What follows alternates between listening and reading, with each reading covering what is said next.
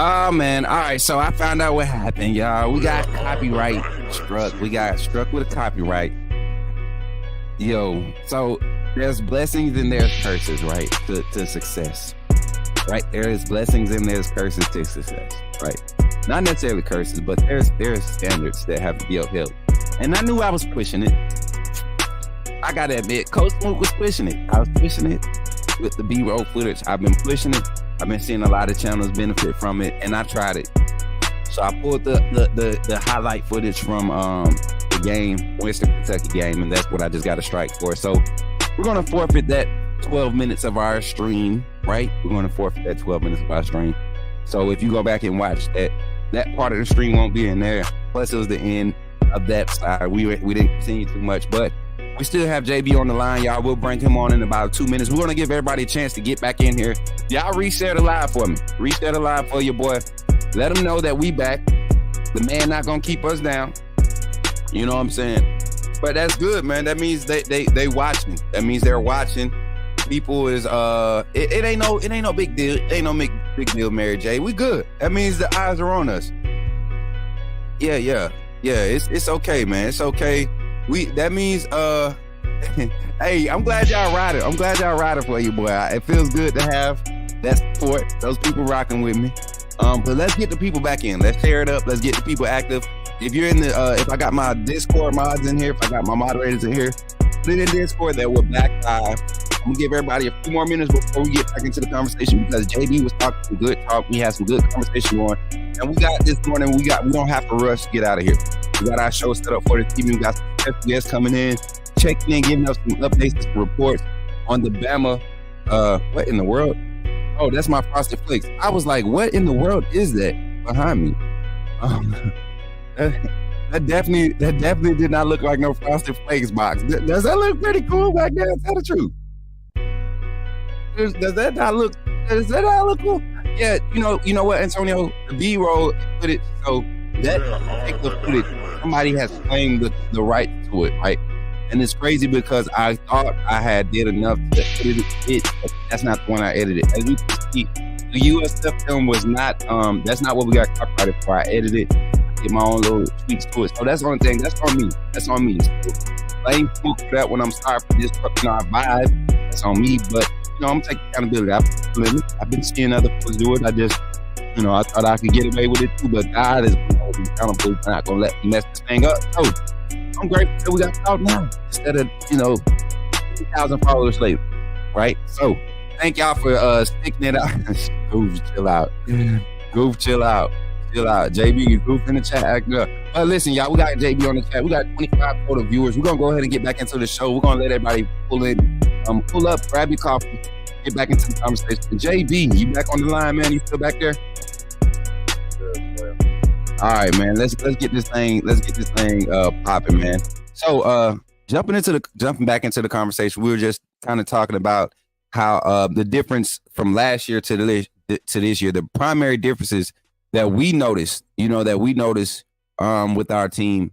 Go ahead and continue to kind of expound on what you were, the points you were making, man. I was basically saying, like, from last year to this, from last year's offense to this year's offense. Last year's offense, if we could think about it, was kind of like, it was disappointing from what our standards were, and it was very, very vanilla on every aspect. When it started to get really bad, when we could start predicting what the plays was going to be. Right. And if we can do that from the screen in our house, we know the teams can do it because it's right there in front of them. But this year, you can't predict what plays you're going to see with this type of offense and the type of mentality that these coaches are bringing. This team is hungry. You can see it. Jalen what I was going to say, that's what I was going to say. When critiquing him, he's got to step up in the pocket, or not even step up in the pocket, more like follow through with your throw. See, I'm a baseball player. You can have all the arm strength that you want, but the accuracy and the delivery is going to be different if you don't follow through. Right, 100%. So once he starts to do that, then everybody's going to have that hush, and then, now it's going to be, well, he's a great quarterback. You weren't saying that. Y'all didn't have any type of trust. Y'all was bashing him after the USF game, and he didn't even play. Right. that was crazy for me. Oh, Jalen didn't do this. Jalen didn't do that. This is the team that he's not even on the field. But you know what he did do? He supported his team regardless of what he did.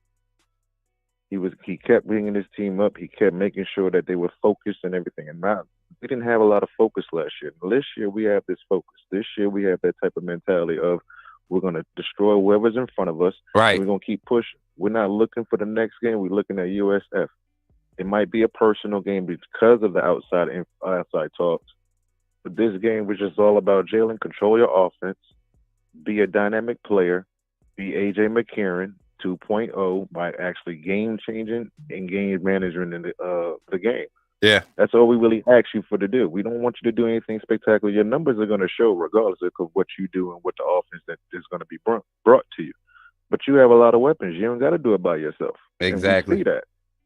Exactly. But people just need to just like relax, calm down, because you don't want the Clemson quarterback.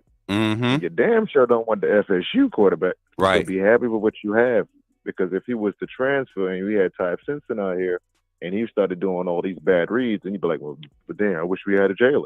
You see what I'm saying? Right. Speak don't that nitpick talk. on the negative. You know what I'm saying? Don't nitpick on the things that he's not doing.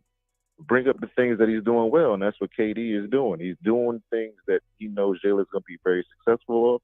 And when we get into meat and potatoes in our season, watch the other stuff just starts to flow right in. You can't cover everybody on that offense. Right. I'm not even talking about the defense, because we know what we expect from that defense, and that's what we really want to see. We want to see our defense. The offense, we already know is probably what's going to happen.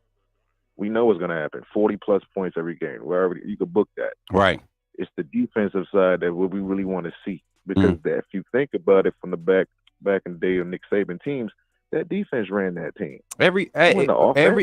Every championship team minus that.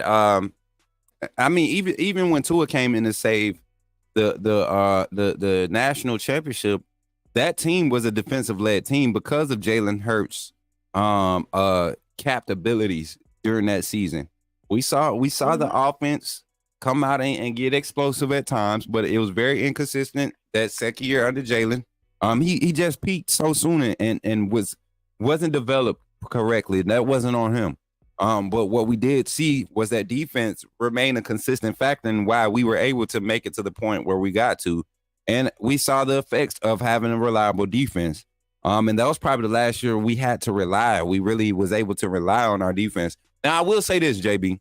Last year, our defense came through in a lot of clutch moments with all of the mistakes, with everything that we saw wrong with our defense, with having a lot of guys that just didn't fit the scheme or just underperformed. The defense was a reason why we won a lot of games, i.e. the Auburn game, the Iron Bowl. The defense won that game for us, you know. Texas A&M game. Texas A&M, Ole Miss. Tennessee. Like LSU. Like, people talk about Jalen Milroe and the offense with his 4 rushing touchdowns, but that defense was the reason why we held a quarterback, and people would be like, you know, their defense, LSU's defense was such and such. Well, we were still at our average, regardless. I mean, our offense didn't do nothing so great. Our averages were still there. The only thing that changed was the touchdown totals. Rushing yard average was still the same. Passing yard average was still the same. So we didn't do better against your second and third string guys. Our defense is what kept us in it. So this scheme definitely has allowed our guys to put on, to start off with a great start. Man. I just got a good text message. But this defense has been in a great position. They've been put in a great position to pop this thing off. JB, last thing before we open the lines, before we transition to our next segment of our show today, man. I would just say, I hope KD keeps what he did in game 1. The heavy rotation. You keep a heavy rotation, keeping the teams uncomfortable, and we ran a lot of unbalanced sets too. That's something that we didn't have last year. So the heavy rotation, the high tempo, the confidence, and we're just gonna smash mouth everybody. AAA family, I love y'all. Everybody that's in the chat, y'all stay blessed. Smook, you're my bro. Big homie, keep doing what you're doing, bro. Already, I'm bro. out. Roll Tide, my boy JB.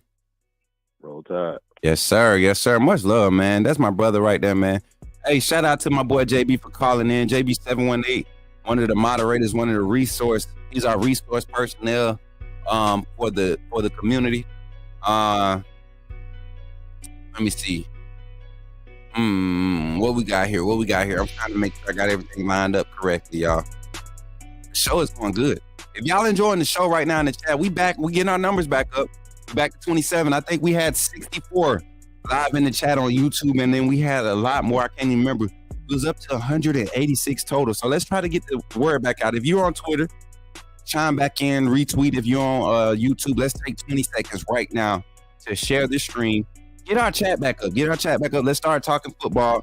I'm glad we here, y'all. But little topic of conversation, little quick transition, a one-off conversation. Y'all know we like to have our one-offs here on the Coach Smook Morning Show. Something that's funny, man. Something that's funny is the comment that I saw, and my boy Jay came in with it. He says, "So how about Bill O'Brien being the worst, most vanilla offensive coordinator we've ever had, having Boston College offense looking like a playoff contender?" Bro. Let's pump the brakes, all right, Jay?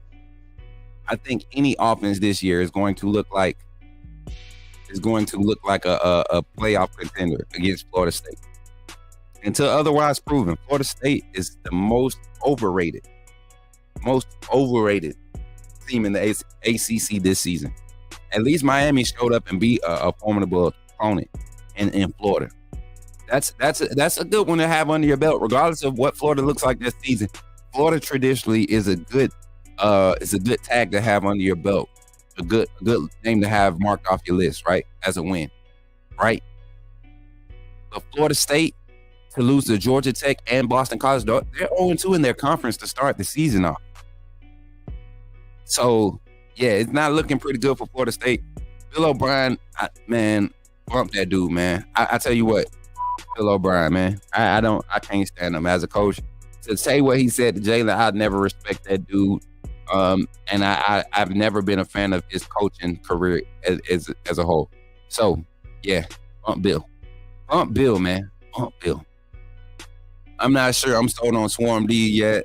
That 120 or 21 play drive we let them have kind of worrying. Jay, first game of the season, 21 play drive that produces 0 points. When you were going through a phase of literally trying to rotate guys, and you also got to understand that at that point, the offense had only held the ball for 4 minutes in the game. Through 2 quarters, we had 28 points, and the offense had only held the ball it was 6 minutes total when they went on that 21-play drive. So, Jay, calm down. And the 21-play drive wasn't due to a whole bunch of explosive plays. Penalties. We had a few penalties on that drive. We gave up 1 big play to the athletic offense, right? We saw a lot of substitution, a lot of schematic things being done. So calm down.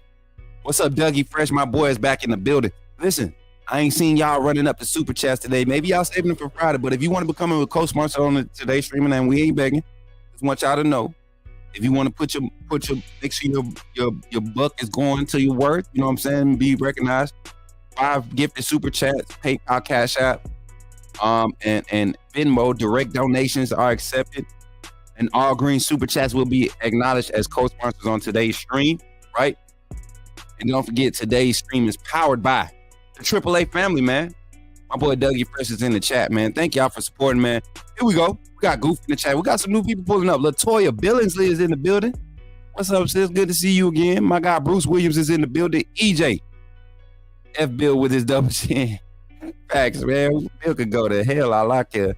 Hey, you ain't wrong. Florida State's probably the most overrated team of the year, but like 300 rushing yards, I laughed aloud. Bleep Bill O'Brien. Facts 100%, man. He said that stuff that Jalen got a QB that's just like him. I mean, just basic as he want to be, right? Basic as he want to be. But here at the top of the hour, y'all. Well, here at the top of the quarter of the hour, you know, we had that delay, but it would be kind of like our transition moment, top of the hour on the show. We got next coming up. We're going to dive into the numbers. I'm going to pull up some stats from USF's first couple games this season. And I want y'all to continue to like and share the stream. If you're not a subscriber here watching, viewing the show right now, make sure you subscribe. Roll Tide from Phoenix City, Alabama, new to the show. Vincent Foster from Phoenix City. What's up, baby? That's the hometown. I gotta stop for a second. We gotta put a halt on the show. What side of Phoenix City you from? I'm from the South. I'm from the South Side, Phoenix City. You know what I'm saying? I'm from the South Side. I grew up on 165, but I come up out of the Asbury, all them parts right there. 10 Top, all that. You know what I'm saying? What side of the city you on? You know what I'm saying? Talk to me. Phoenix City in the building, man. What's good? Join the Discord. Make sure y'all get in the Discord, man. Byrick's been on it this morning. My boy Dougie Fresh said, have y'all seen Ryan Williams' podcast? We have. I've looked at it, and I will say this. I wish they did it live, man. But guess what? Y'all, come on. Dougie, have I seen it? You know I'm on the prowl. You know I'm trying to get up in there and try to do some collabs. I told y'all to help me get there. Coach Smook, Ryan, and Jalen Mbakwe. Smook, Williams, Mbakwe. Yeah. Grand Rise and Smook and everybody. What's up, Shawnee? My sister, how you feeling? I'm originally from Columbus, Georgia, but I live right down from the stadium. Oh, you right there on the north. Close to the north. On the west, in between the west and the north. That's what's up, man. Well, welcome in, Vincent. Appreciate you. Think about becoming a member of the family, man. Think about becoming. Oh, I know exactly where you at. Is Sonic still over there in Waffle House? It's still over there. I've been home. I just ain't been up that way. Past couple weeks, I ain't had time. I don't be moving around like that no more. Moon Road. I know that gym over there. We play our little league games, championship games over there. But yeah, think about becoming a member of the family, man. It's a fiery little community here. Our channel is different. We talk Bama football. We talk all college sports. We talk youth sports. We talk NFL. We talk basketball. I'm in basketball here. We talk it all. We got content. We got game content. We got game nights. We got community nights. We do everything over here. So think about becoming a member. And if you don't know how to do so, this is how you do it, man. Become a member of the AAA family. Subscribing is free. Take a moment and think about becoming a member. Check it out. Glad you chose to stop by the channel today. Just wanted to give you an opportunity to really become a part of this community here at the Coach Smook Network. We like to call ourselves the AAA family. The AAA stands for authenticity above all. We just want to give you an opportunity to become a part of this community because we're growing and we're doing something special here as a fan base, not just for Alabama, but the fan community as a whole. We're creating an environment where it's safe to be yourself, be authentic, and meet people who share the same passion you share, whether it's for the same team or not. You can do this by becoming a member of the AAA family and earning your birth certificate, as we like to call it. You simply start by just clicking the link provided to you by one of the moderators in the chat, or it'll be pinned to the top of the chat. Click that link. It'll bring you to my homepage. When you get to my homepage, make sure you hit the notification button and turn on all notifications. Understand that there are multiple ways to support the channel, and each level has its perks. You can go through and read each perk. As we continue to grow, new perks will be added to each level. One thing we would like to highlight that all AAA members are greatly appreciated. It does not go unnoticed that you have taken time and hard-earned money to support this channel. Once you join, YouTube is going to ask for some payment information, and make sure you monitor your subscription dates. Also, if you really want to get interactive with the community and find out what's going on, think about joining our Discord family. This is where you can get into all the fan talk of the community, and also there are networking opportunities. Please be mindful that there are rules and that we expect everyone to treat everyone with respect. Also, if you're looking to partner with Coach Smook Network or sponsor, please hit us up at coachsmooknetwork@gmail.com, and our staff will get back to you in a timely manner. I'm your boy Coach Smook of the Coach Smook Network, and I thank you for supporting this channel.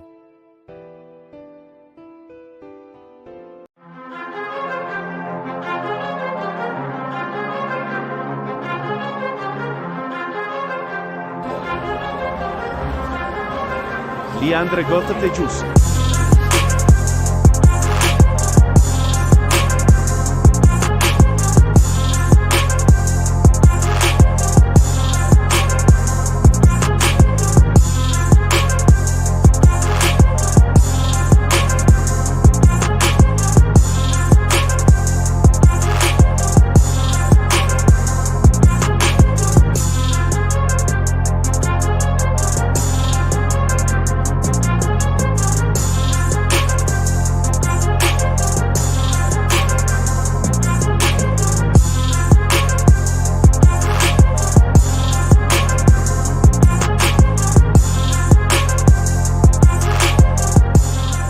Did somebody say put me in the game? The time has finally come. Here at the Coach Smook Network, we are officially launching our first merchandise line. We will have a lineup of t-shirts, long sleeve shirts, sweatshirts, and hoodies available, with more items to come in the future. The way you can find these items is by simply going to the YouTube page, clicking on the links, and you will see the Coach Smook Network merchandise link below.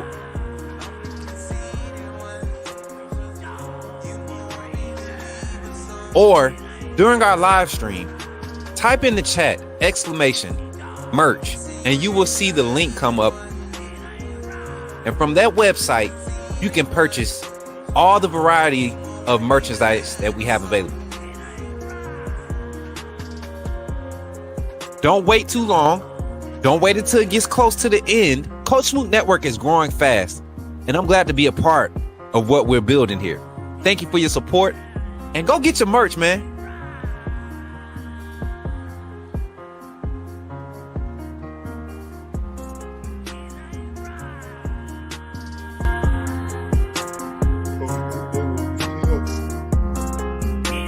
It's here. Authenticity above all. AAA family. Coach Smook. You know what it is.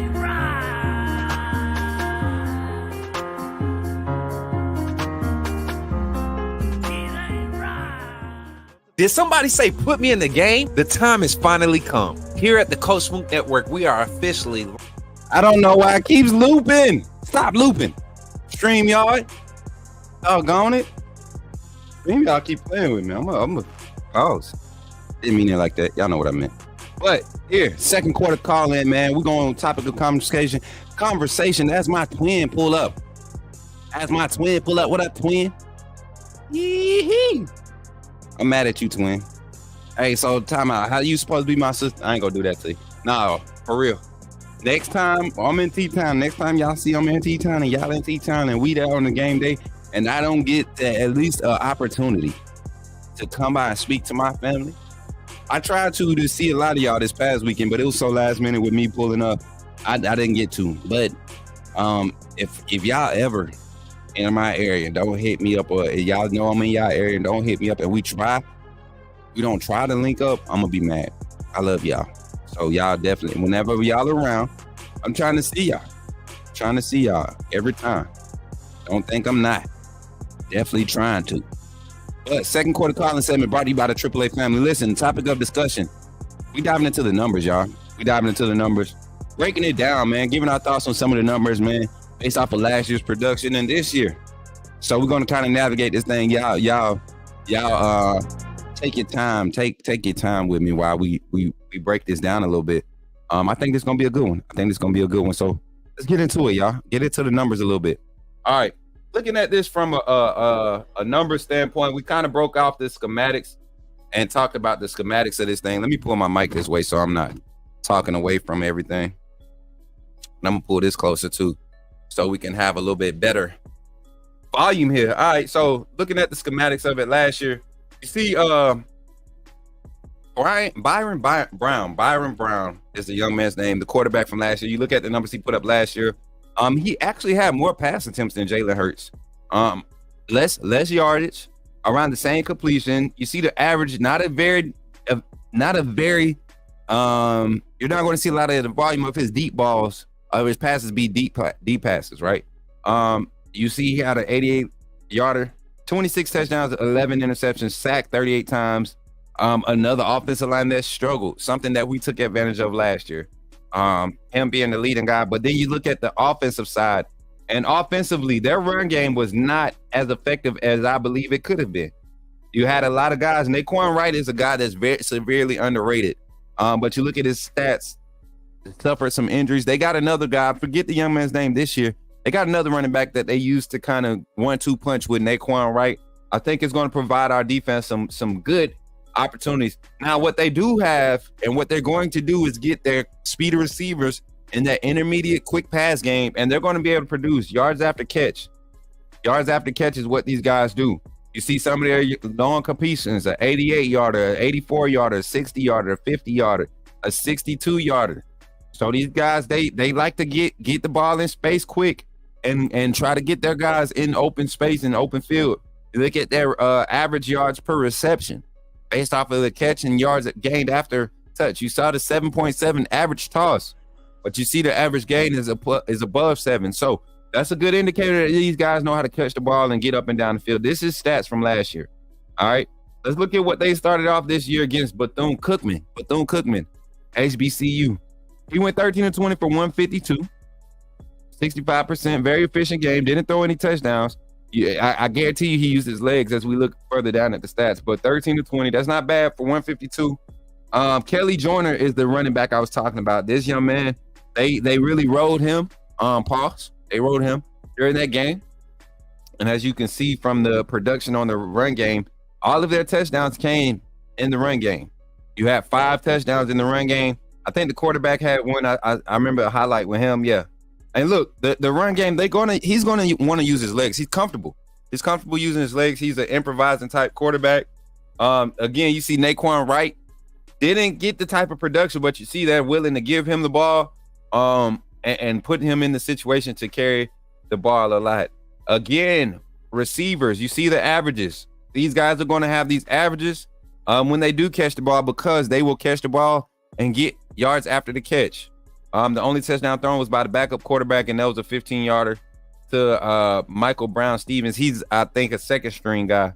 What else? We got defense. Their defense is going to fly around. Their defensive front is something that I'm kind of excited to see the matchup against our offensive line. I'm kind of excited to see the offensive line versus their defensive line. This defensive coordinator is going to dial up the pressures. He's not going to be shy about sending pressures. And that's a good look at the numbers of what we can possibly expect from these guys. Shout out to ESPN for providing these stats. Again, total yardage this season right now, 152 in game 1 for Byron Brown.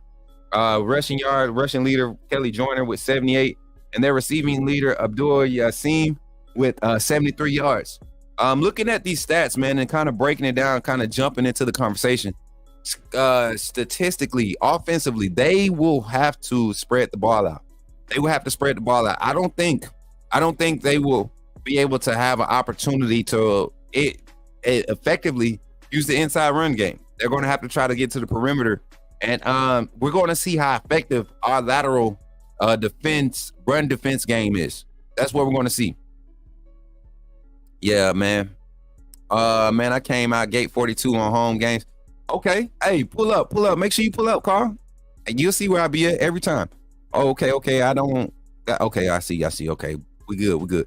I see. I was making sure I didn't miss no important comments, no questions or anything like that, y'all. I'm sorry. But looking at the numbers, breaking it down, y'all, I got a strong feeling that this game, we will see a lot of 13 personnel from Florida, three wide receiver sets.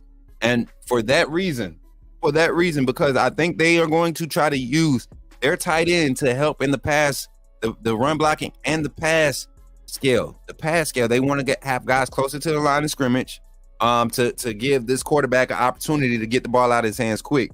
And I think they're going to try to use the middle of the field because of what they saw possibly last year, right? And if they do that, they're going to be in a lot of trouble because we got inside linebackers that are comfortable.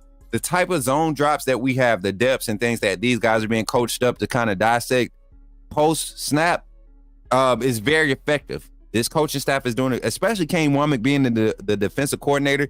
He works with those inside guys, so they get a direct communication or direct idea, line of communication of what they expected of them when they see certain things with the offensive front. So defensively, I think our defensive front will provide an opportunity. We will provide an opportunity to create turnovers, a lot of turnovers this game. I don't like Brown's ability to dissect coverages, but because we play such a strong match zone, read vision coverage type of defense, there will be opportunities to hit things in space. How we react while the ball is in the air, how disciplined we are to not go for the pumps, the pump and goes or things of that nature, the double moves, is going to be a lot of the determination of how this game turns out, how dominant we look on defense. Offensively, before we get ready to open the phone lines, and y'all get ready to call in, man. Get ready to call in. Share your thoughts for the second quarter calling segment. Share your thoughts on this Bama versus USF game. Let me find the right banner so I can get this going. I can't find my next up banner. Okay, here we go. It's already there.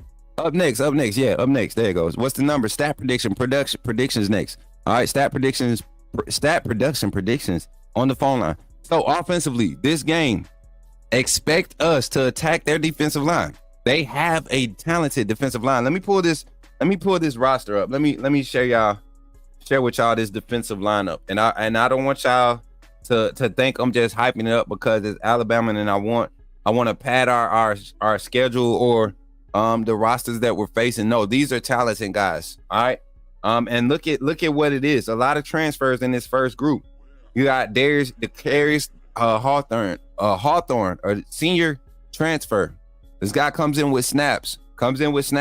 You look at the size. I think this is a young man. He's the one that's 6'4", about 295. Very athletic up front. You got Bernard Gooden. He was part of that rotation last year with this squad. You got the senior Mac Harris at the middle linebacker. You saw him get a lot of snaps last year against us at US when we played against USF at USF. They bring back some guys. You got Deshaun Rucker, another transfer. His name was very hot in the portal. USF was able to snag him. In their secondary, there's a cornerback that we have to try. We have to try this guy.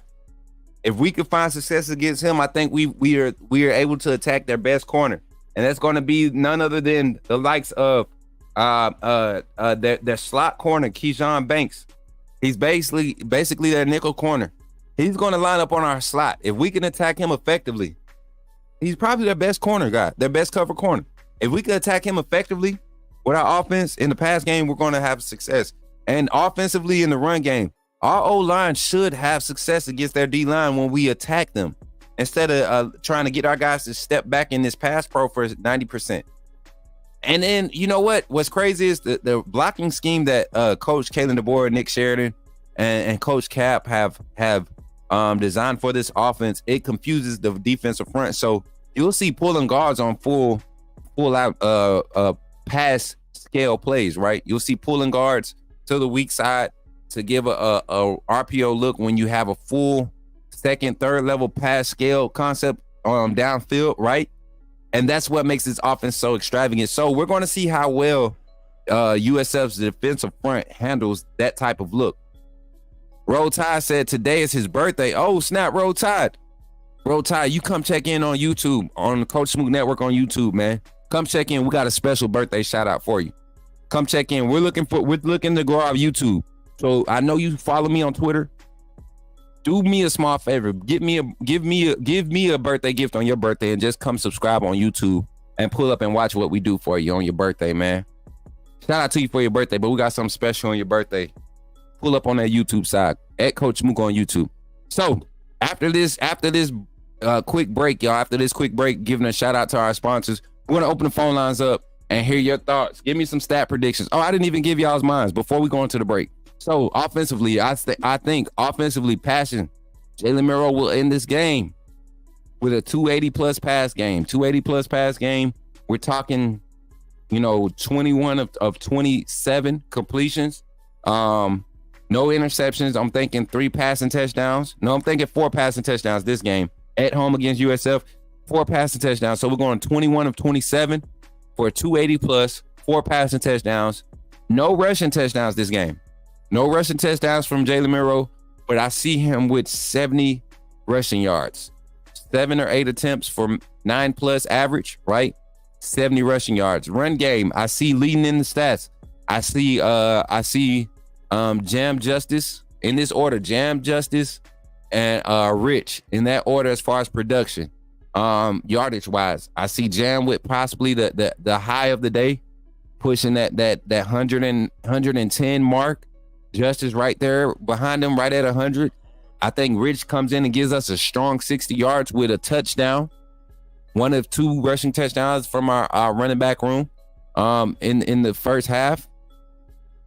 No, 1 of 4 touchdowns. I think this group scores a total. And I'll get my score prediction. Defensively, sacks. I say Over under on sacks. I think the over under on sacks for this game was set at 4. I think we get over 4 sacks this game. I think this is the game where we see a defensive pressure explosion, where we get 5 or 6 sacks, where we kind of set the tone for teams to consider our defensive pressures and what we dial up. Brown, I don't trust his eyes yet. I don't trust his ability to dissect that. And I feel like this style of dialing up pressure fits us. So sacks, I'm calling us right at 6 sacks for the game. Over 5 sacks for this game. All right. Also, I see us with the defense pass deflections. I see a lot of pass deflections. This is a quarterback that struggles with his accuracy. A lot of pass deflections. Do we see more than 1 interception from our secondary this game? You won't. I don't think Bynum tries Saab. I don't think he tries Saab as much. If he does, it's because Saab provides that robber technique. I think we see a couple of bait moves. And so for that reason, defense turnovers, I don't know how they fall, whether it's 2 interceptions, 1 fumble, or 1 fumble, one interception, 2 fumbles. But I see defense getting three turnovers this game. 3 turnovers this game. 6 sacks. Tackle for losses, I think we exceed the 10 tackles for losses. Rushing yards given up, I'm gonna say 150. Somebody better be writing this down, because I know ain't nobody gonna clip it.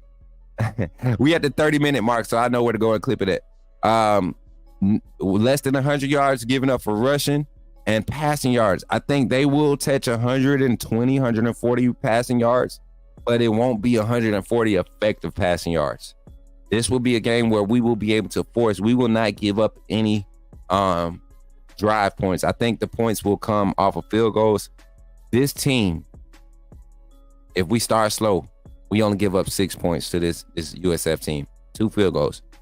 If we start fast, if we disrupt him, if they somehow come out and get the ball on the first drive and we keep them from getting in any type of scoring range, they don't cross the 53 and out quick like that. If we get 2 of those in a row, this is another shutout. Those are my predictions. Hopefully y'all were writing them down. Hopefully y'all were writing down. Up next, what's the numbers? Give me some stat predictions as you call in. We already got some insight on what the game looks like. I'm gonna get you to shoot from the hip as you call in. I'm gonna call out some stat spots and you just share with them. Give me your number and then tell me why you think it's gonna be like that. Right after this little infomercial, man. Go check out the merch, man. I really want y'all to go continue to purchase the merch. We've been doing good. Y'all been doing good purchasing the merch. Listen, and if you got merch coming in, y'all, tomorrow, I'm turning in the banner pics. I'm gonna premiere the banner photo tomorrow live on the morning show. So y'all pull up and make sure, if you haven't submitted your picture, members. Okay. If you haven't submitted your pictures, please do so. And y'all, I haven't seen my brother Antoine in the chat. Y'all check on my brother Antoine. I ain't seen him in the chat. Everybody check on Antoine. Right after this infomercial, go get your merch, man. Did somebody say put me in the game? The time has finally come. Here at the Coach Smook Network, we are officially launching our first merchandise line. We will have a lineup of t-shirts, long sleeve shirts, sweatshirts, and hoodies available, with more items to come in the future. The way you can find these items is by simply going to the YouTube page, clicking on the links, and you will see the Coach Smook Network merchandise link below.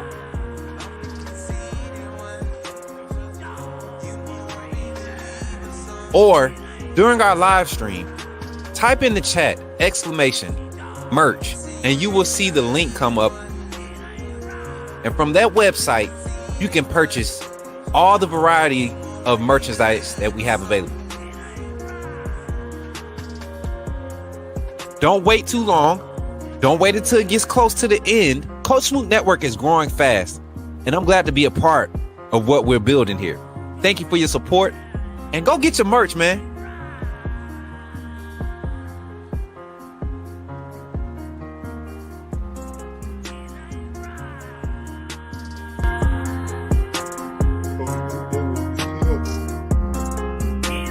It's here. Authenticity above all. AAA family. Coach Smook.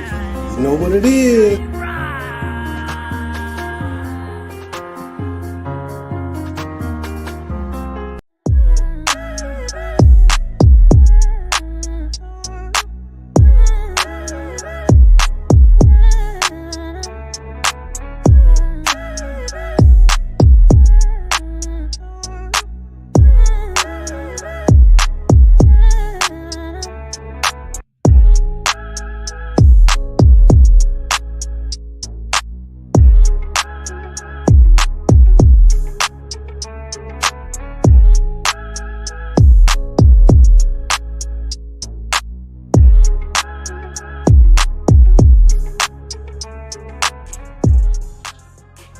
Yeah, come on, let's get it. Let's get it. The call-in segment, third quarter call-in segment, brought to you by the AAA family, man. Third quarter, we here. No, wait, is this the second quarter or the third quarter? I want to say this the second quarter. I want to say, listen, hopefully I'm right. Hopefully this is the second quarter. Cause third quarter we watch. Yeah, all right. This is the second quarter. Second quarter call-in segment brought to you by the AAA fam, man. The stream is powered by the AAA fam. Shout out to our sponsors, man. Be on the Coach Smook Network. Don't forget, go get y'all merch, man. Go get y'all merch. I appreciate you, Carl, keeping me locked in, Coach Carl, man. We trying to bring Coach Carl on the Block Sports Talk to Coach Smook Network. Get him on the staff. Coach Carl, we need a defensive coordinator for the live game simulations on Friday. What's up, Coach Carl? 334-625-1121. We got a caller on the line. Y'all already know who it is. The one and only. Call from Zachary put me in the game, Coach. to accept. Yo, Zach, what's up, man? You're in the game. Welcome back to the show, my boy. Thanks, Coach Smook. Already, man. Hey, you ain't got to thank me. Thank you for calling in, man. What you got to talk about? Oh, yeah, let's get into it. Topic of conversation, Zach. Topic of conversation.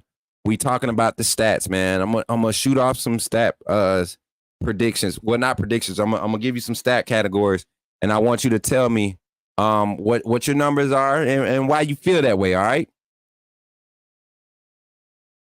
All right. All right, Zach. So check this out.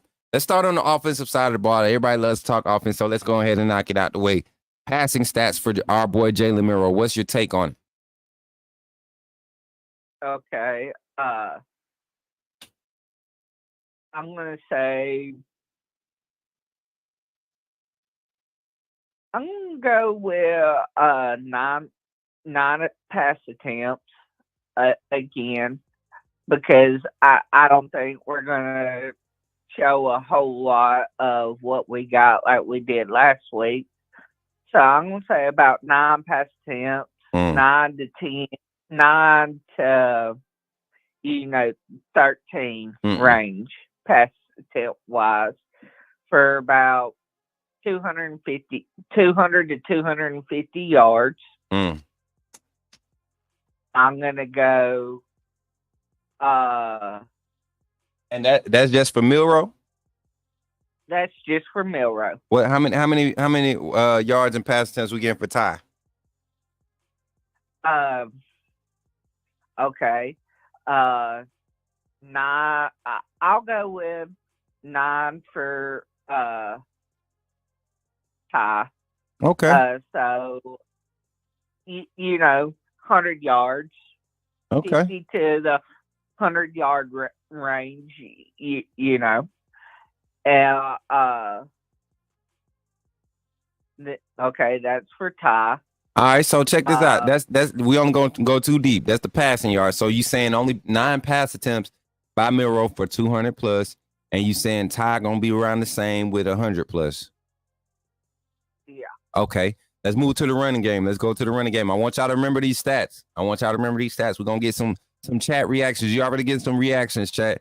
Your brother Dwight said you tripping on the pass attempts. I'm gonna side with them. We'll talk about it towards the end. We got 3 more minutes left on this phone call. So check this out. Rushing stats. Give me some rushing stats. What we looking at from Justice?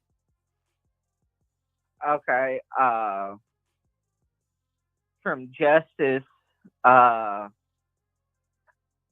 gonna say, because overall I think we'll have about 30 to 40 attempts, and that's between all the running backs. So it's hard to, predict how much each one's gonna, have. So, I'll say, 15 rushing attempts for Justice for 90 to 100 yards range. I'll go with Jam for 15 to 20 rushing attempts for 105 to 110 yard range. and then I'll go. So that's 35 rushing attempts, right? Mm-hmm. Something like. Okay, so Richard Young, I'll go with 5 rushing attempts for 60 yards and a touchdown. Justice will have 2 rushing touchdowns. Jam will have 2 rushing touchdowns. Okay, I can see that.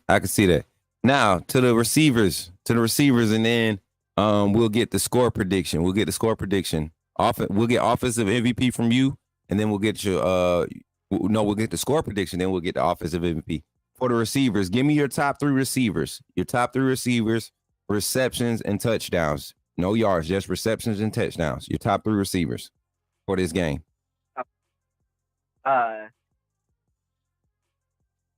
My top receiver will be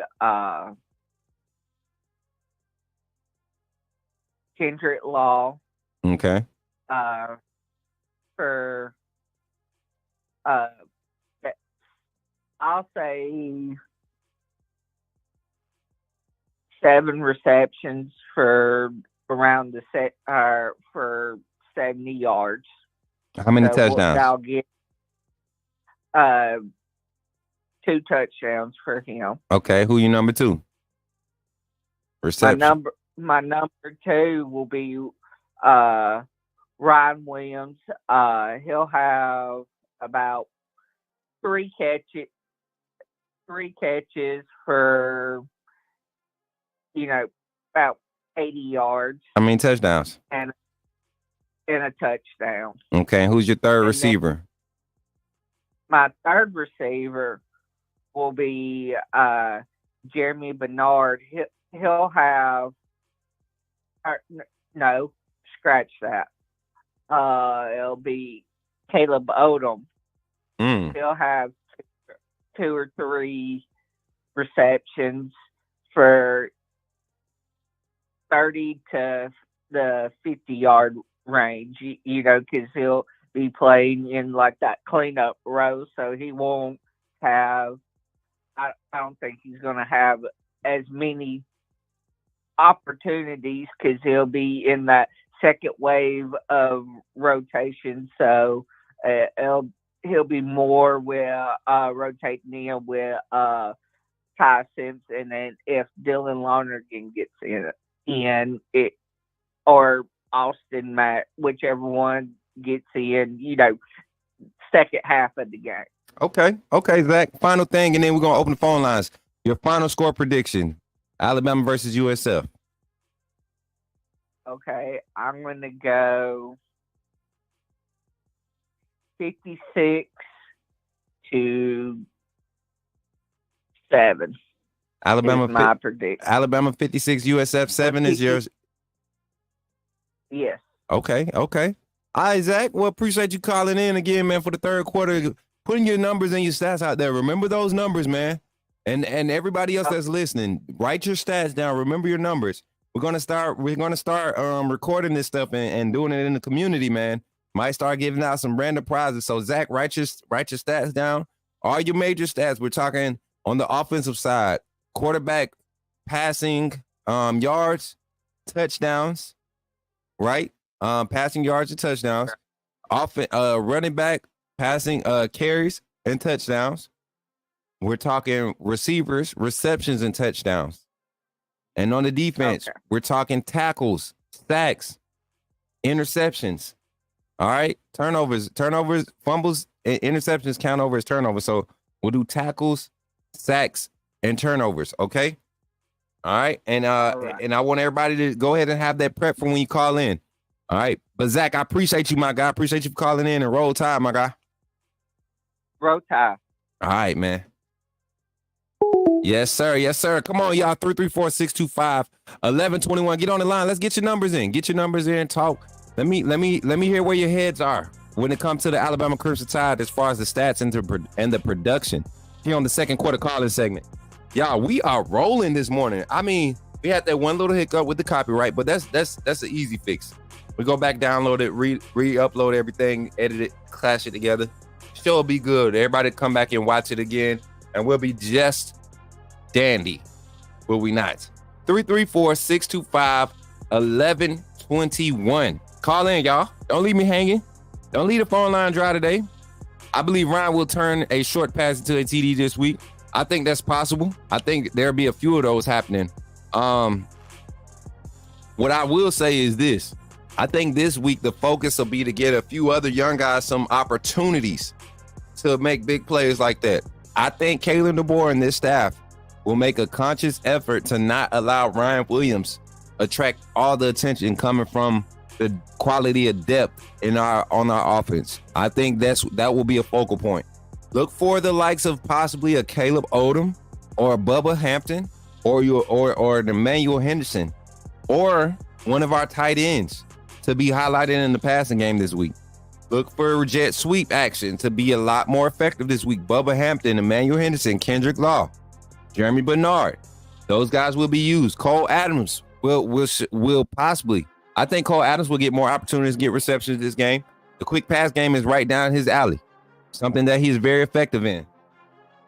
So I know all of y'all are happy about Ryan, me too. But quite frankly, I know that there's more than Ryan Williams. And I think the rest of the fan base needs to recognize that too. I'm telling y'all, it's more than just a Ryan Williams in that room.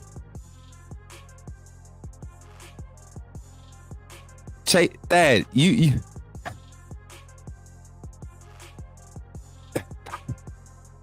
come on, man. I love the attention that Tim Keenan's getting. I love the attention that Rock Montgomery gets. I like what all the players who aren't getting mainstream media attention doing. I love it. Cole Adams gonna have a big thing coming out too later in the fall, y'all. I'm trying to bid on getting involved with it too. I love Cole Adams and his energy. Right. And I feel like that's what a lot of the fan base is starting to create this narrative of, like Ryan Williams was the only one that made big plays last game.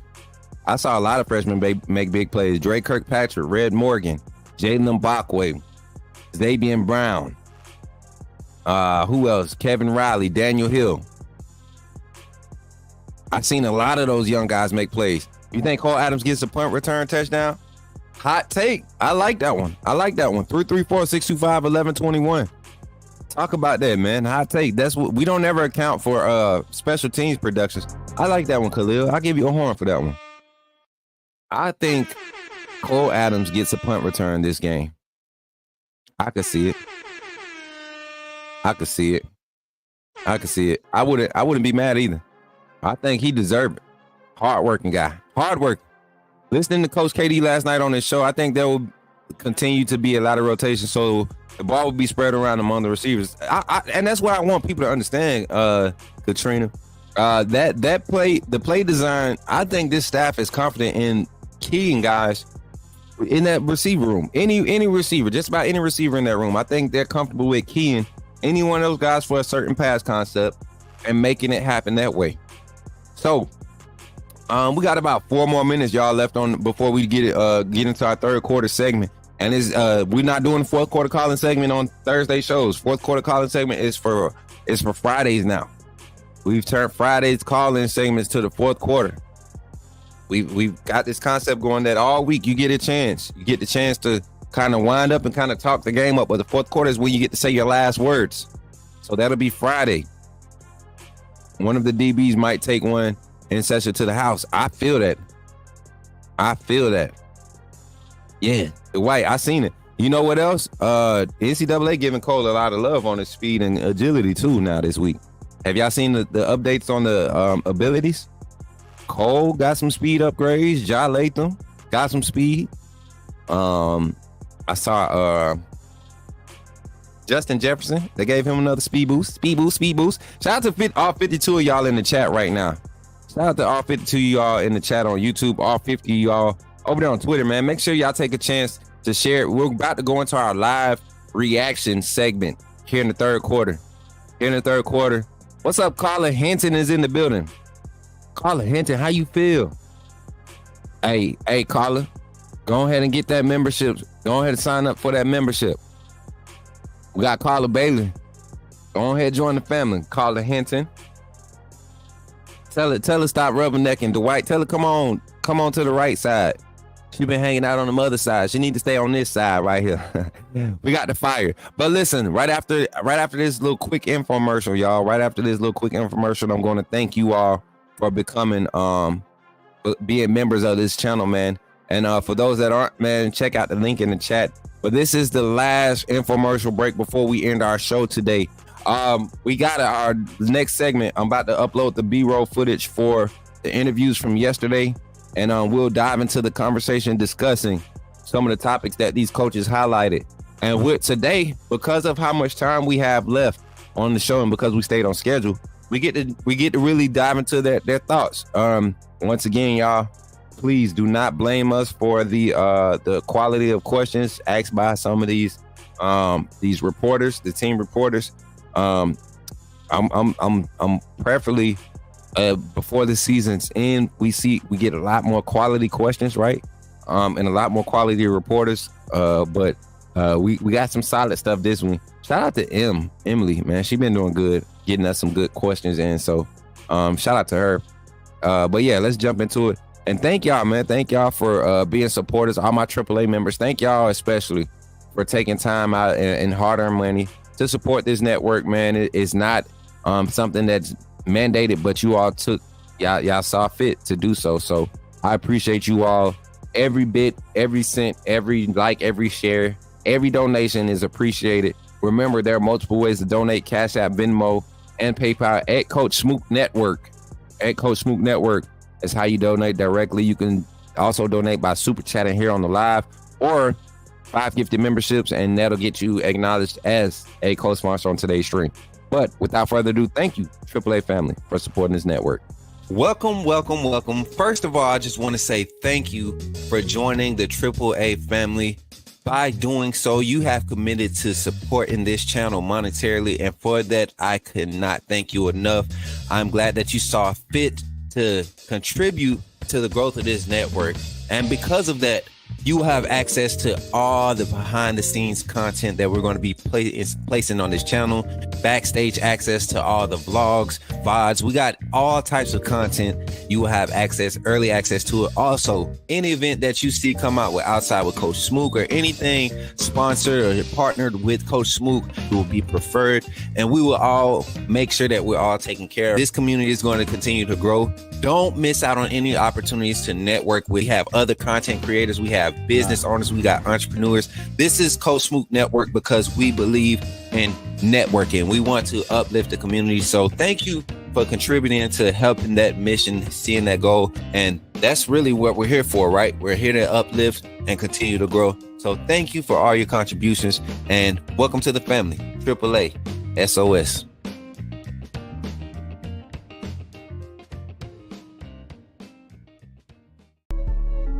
Thank y'all for supporting the Coach Smook Network. Dang, that junk came in pretty hard.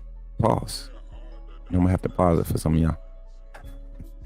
But y'all, we're here. We're gonna check out Coach G's interview, live reactions. Listen, during this segment, I'm not trying to control what y'all say in the chat or anything like that, but please, let's try to dive into the conversation. Let's react to some of the questions being asked. I want to see comments.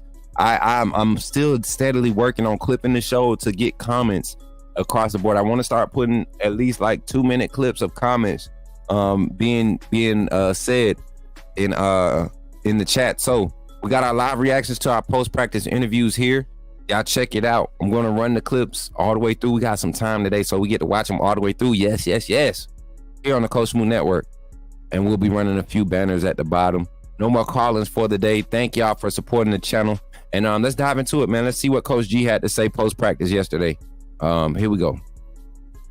It was good. He was the first one out. That's what we tell our guys all the time. It doesn't matter him and not. It was good. He was the first one out. That's what we tell our guys all the time. It doesn't matter who starts. All those guys are going to play. So he was the first one out last week, and every week it's week by week of who goes out there first. But he went out there and made the most of his opportunity. You know, he went out there and he played well. He blocked. We had opportunity to. He ran the ball hard. So it was good to see him get out there and play. I was going to ask you about that. Just the blocking from both of them. That's the thing that they focused on. What did you see from the pass blocking from them? It was good. You know, we talk about being physical. We talked about having physical hands. You know, violent hands. You know, I thought both of those guys did a good job of knowing, you know, who to block, how to block them. And then the whole thing we talked about is wanting to block. Like, they showed that they wanted to block. So, you know, we want to make sure we put that on film so the next opponent sees that if they want to blitz, that we can do a great job picking it up. And I thought both of those guys did a good job. Even Richard, you know, Richard had a knockdown, a physical scan block. You know, Kevin Riley, the freshman, was able to get in there and have 2 really good blocks. So those are the things that we talk about taking pride in, you know, doing the things when you don't have the ball in your hands. How much does the mobility of the offensive line kind of help open things up for y'all? Everything starts at the offensive line. I mean, in the SEC, it's a big man's league, you know, whether it's on the offensive line or defensive line. So we have a really talented offensive line group. You know, Coach Cap does a good job with those guys from a mentality standpoint. And, you know, Booker, we got really good leadership. So, I mean, being a running back here at Alabama, it's all about the guys up front. And those guys, those guys lead us. We don't do anything in the run game or pass game without those guys, you know, getting us started. How much are you trying to track their snaps during the game? Not just, you know, letting those guys play. Obviously, those guys, you know, played about 15 to 20 snaps apiece, you know, in that game. All of them did. You know, we won't always have games like that. So whoever gets in, you know, like I said, it doesn't matter who starts, you know, who goes out there first. I mean, whoever gets to be hot and, you know, making the plays, I mean, that's the guy that'll play more. And I think they know that. And it's all about winning. And that's why you have all those numbers on the wall. It's about, you know, depth and having the next guy ready to play. So, you know, I try to, you know, see whoever's in the flow, and those guys will continue to play. So is it strictly a hot hand thing, or is it one of those things where maybe in the third series you want to have that fresh back no matter what? It's just they play ball. Same thing I've been doing here for the past 3-4 years. The same thing I've been doing everywhere I've been. And you got a talented room. You kind of, you know, let those guys play a little bit and get them flowing, because it's a long season. I mean, we're trying to play 16, 17 games. So, you know, it's not about keeping somebody happy. It's about playing the best guy that helps us win. Coach DeBoer has mentioned a couple times that the backs generally are similar size and similar skill sets, but Hill brings a little something different, right, with his size and power. Can you comment on his? Well, I hope so. You know, he's still a young guy. He's still trying to feel his way around his body, but he is a big physical guy. You know, the vision for him is to be a guy that can move the pile, you know, be the physical hammer, you know, and not the nail. You want all those guys to be different, you know, but he's a guy that has a frame and size that look like some of those old school Alabama running backs, you know, that can get downhill, move the pile. But he's also a guy that has versatility. I mean, he was a quarterback in high school, has really good hands. So he's not your typical just down the hill bruising guy, but he's still got a way to go just from just learning the X's and O's of it and how to play without the football. How's his blocking? You just said how do you playing without the football? Playing without the football is what he has to continue to work on. I mean, it's a want to do it. He just got to learn how to do it, and that's with any high school freshman. So we'll take our time with him, and hopefully as the season goes on, he'll become a better back all around and can play more. Is it easier for a bigger back like him to pass block because you got more size to deal with a 250-pound linebacker coming through? He can be wrong. I mean, his technique doesn't have to be as sound as a Kevin Riley, you know, because Kevin's a smaller guy, so he has to have technique as soon as he walks in the door, whereas a bigger back can absorb some of that and still reset his hands and feet and just make up for it. So that's what I'm seeing so far. His technique isn't there, but he's a big physical dude, you know, so it'll come because he wants to be a good blocker, so I'm excited about what he can be. So, Dwight, great question, and I'm going to stop and answer it because this is the segment for us to do this. I have been harkening on this for the longest, and I've been saying it in hopes and never got any confirmation. But from the sounds of every coach that has done their interviews, unlike last year and the previous years, these position coaches have full control on who's going out there. And so to me, when you provide that type of leadership or you allow, as a head coach, you allow your position coaches to determine the best fit for calls or sets or for schematics, that's when you see your a talented roster like this be used effectively.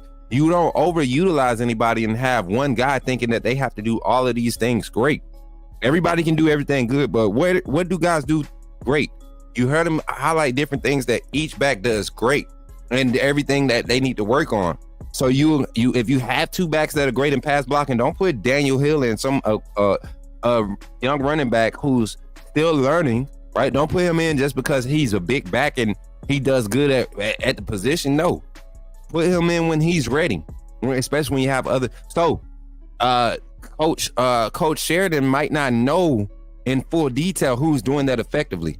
But you know who does? Coach Gillespie. Coach Gillespie, however you say it. But yeah, back into it, y'all. This is a good segment. I love this part. Thank y'all for interacting. Thank y'all for interacting the way you are. Let's keep it up. Thank you.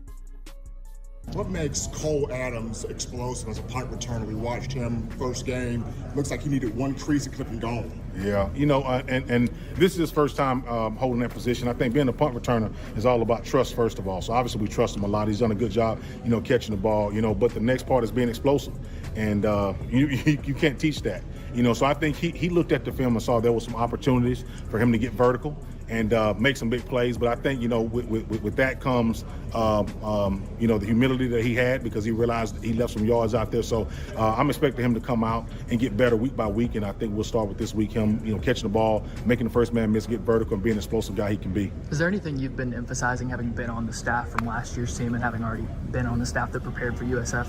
You know, you don't have to do a lot to motivate these guys. I mean, these guys all understand that we have to play to a standard.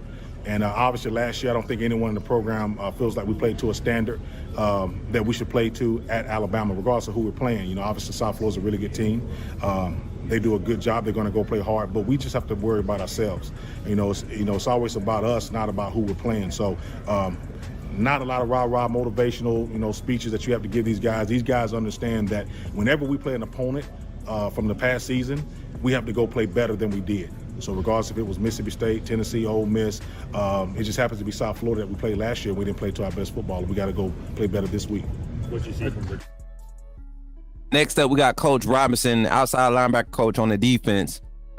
His interview. Here it goes, y'all. What did you think of the way you guys played the first game? I was excited to just see how we were going to take the field and how we were going, the tempo that we're going to play with. Obviously, there's things that we want to improve on. I know we did a good job of obviously not giving up any points, but I know Coach Womack's talked about there's things for us to improve, things that when we get into the rest of the season and this week that we want to make sure aren't weaknesses, and we're making sure those up this week. How good can Quay Rushaw be? I think just everybody's seeing what I think everybody has seen here in practice for about a year. He's taken a huge step in terms of his just understanding of overall football, the way that he takes notes in meetings. He's always making me have to sneak out of a meeting to come meet with him, and that's one of the things that I love about him. He kind of said something in one of the meetings, like when he's in high school, he got hurt. And then when he was going through that, how much he missed football. And so he's preparing as if it's going away, and he's trying to make sure he's doing everything he can right now. I'm really proud of him. What went into the decision for him to get the start on Saturday? You know, just a lot of it had to do with just everybody in camp, just the reps. And he's one of the guys that I believe can help us in almost any situation. But he earned the right to go out there first, and I was really proud of him. And the other guys, I know Q got our first sack. And Keanu had some really good plays for us, and Yanze, I was really proud to see him. And even Noah Carter got in on kickoff, which was pretty cool. One play, one tackle. So I was really proud of our group, and they're excited for more and want to go get more and more opportunities, and I'm hoping to give them those. Speaking of that more, like from fall camp to now, what's been the biggest jump or growth from Keanu Coot in that room? I'd say that he's you see him speaking up more. I think with the guys that had left the room before, I see Q and him and Quay being guys that really choose to speak up to the room and talk about what we want to do today, being that motivation. He's a high energy guy, really proud of the steps that he takes to just refine his craft. He really cares, and I'm excited for more from him. You mentioned Q's sack. Just how good is that to see for a guy that waited his turn and now gets that opportunity? You know, just to remember him in high school. I remember going by his high school when I was at the University of Florida, and to see him go in and to be the first one in our room to do that. He said his eyes opened up really wide. My eyes opened up really wide to see him go execute and make a play. And I think you see our group celebrating together on the sideline. They love each other. They're really proud of each other when they do that, and they want to be guys that people put pictures up one day, just like in our room. And I'm hoping that we continue to do that, and I'm really proud of him. When you went back and watched the film, what was kind of the first thing that jumped out in terms of where Quay can improve? You know, I think we just talk about making sure we know where we are in our pass rush. That's everybody in our group. We missed opportunities. I know Coach Womack's talked about choose to speak up to the room and talk about, to remember him in high school. I remember going by his high school when I was at the University of Florida. And sorry about that, y'all. I was trying to give y'all a shout out. Shout out to all the viewers in the chat, man. We got 43 live on YouTube, 54 live on Twitter. Make sure y'all drop the like. If you're on Twitter, make sure you hit that heart reaction and retweet it. Tell everybody we're reacting to the post-practice interviews. YouTube, share, share. Let them know we're reacting here after the next video. I'm hoping that we continue to do that, and I'm really proud of him. When you went back and watched the film, what was kind of the first thing that jumped out in terms of where Clay can improve? I think we just talk about making sure we know where we are in our pass rush. That's everybody in our group. We missed opportunities for some sacks. When they're there, we got to go take advantage of them, and we want to get turnovers. So we got to affect the quarterback, attacking his elbow, get the ball out. I think that was the number one thing in my group. We obviously had some good production, not enough. And there's plays out there, and the ball's speaking to us. We got to go take it away. Along those same lines, this week in South Florida, they have a slippery quarterback back there. Just how important is that, and how much of the emphasis is that this week? We're really just talking about rush integrity or rush lanes, because just not giving people escape routes, and that's any quarterback. And the quarterback that we see every day in practice, it kind of always emphasizes that, and I think it prepares us for these moments.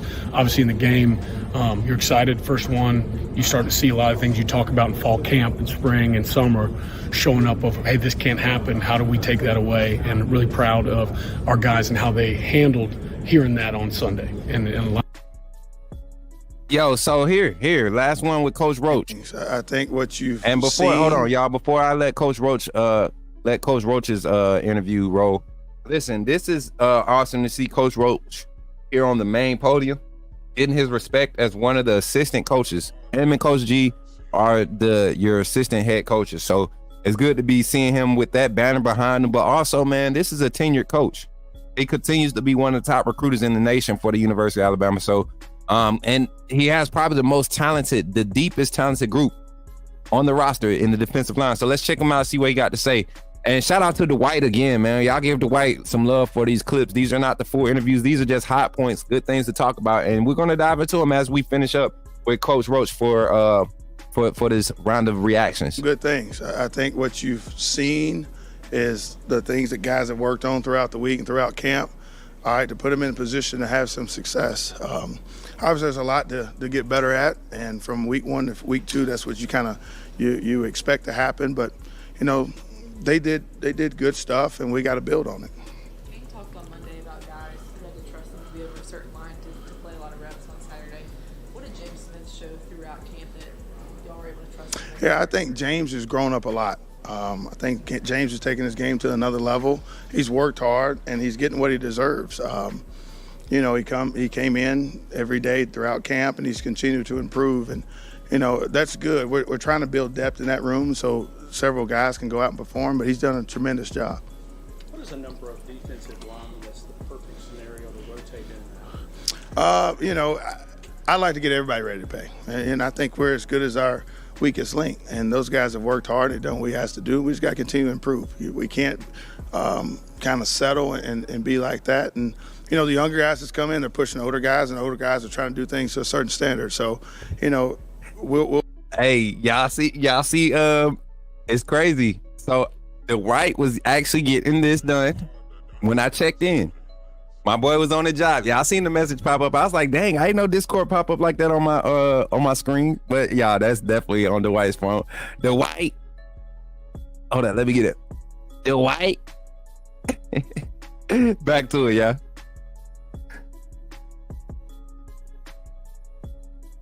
I was gonna say South Florida, obviously you were on staff last year after that game. I mean, are guys using it as motivation, kind of how that went, or how's that inspiring? I think it's the next opportunity we have to continue to grow. They're a good football team. They showed us that last year. They've done a tremendous job. The staff's done a tremendous job, but we've got to go out and make it about us. We've got to do what we're supposed to do to give us the opportunity to be successful. There seems to be a conversation around relationships. When we talk with players, deep relationships that this team has been able to create, not just with their teammates, but the coaches. Has that been a point of emphasis throughout this offseason? I think that's part of coaching. That's kind of the unwritten rule. And when you coach players and demand them to do things a certain way, you had to have a relationship with them. And that's what I've always tried to do. And, it's not, and I tell guys all the time, this is not a 4-year relationship. This is a lifetime commitment for me. It's got to be a lifetime commitment for them. And, they've got to respect you and they got to appreciate you, and you got to show them you have their back in all circumstances. And I think that's part of coaching. Hey, Coach, having a monumental figure like Nick Saban being honored this weekend at the stadium with the stadium name change, and you previously been under him. I know you spent some time with him, been around him a little bit. Can you just speak on that, what that means for you from a coaching standpoint, just as a former player, just as somebody that's worn those Alabama colors and stuff like that? Yeah.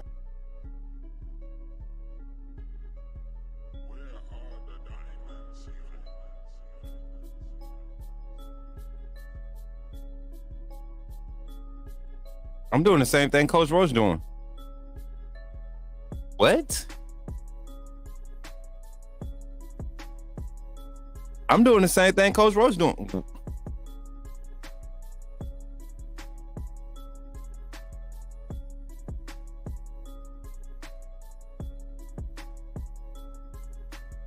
What's your thoughts on the Coach Saban field dedication, and just give us a little history on your interactions with Coach Saban and what this means to be there for the event?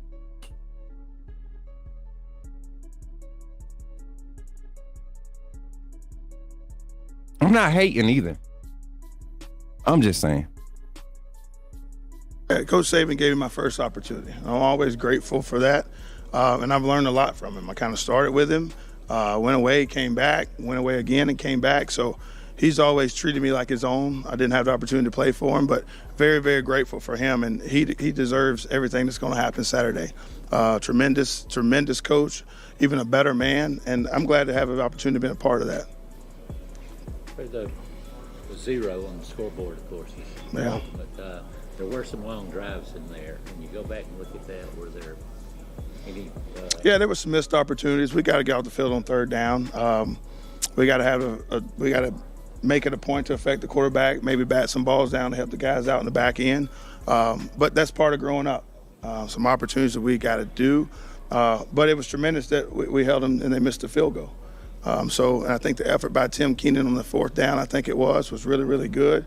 So, just building on that and, what could we have done to prevent that from happening, which is, that's part of football. But, it's hard to hold anybody to 0, whether you're playing a PlayStation game or in the backyard. Like that's tough to do. So hats off to our guys. But, again, we got to prepare this week. We got a good team coming in and got to go see what we can do.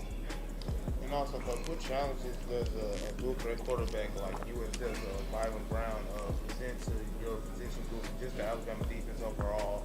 Them just being able to be mobile. I know last year's quarterback TJ Finley was also mobile, but just him having just a little bit more grounded and stuff like that. What challenges does that present? Yeah, he's a tremendous athlete. Obviously, he throws the ball really well and he can run the ball really well. That's a better question. He creates.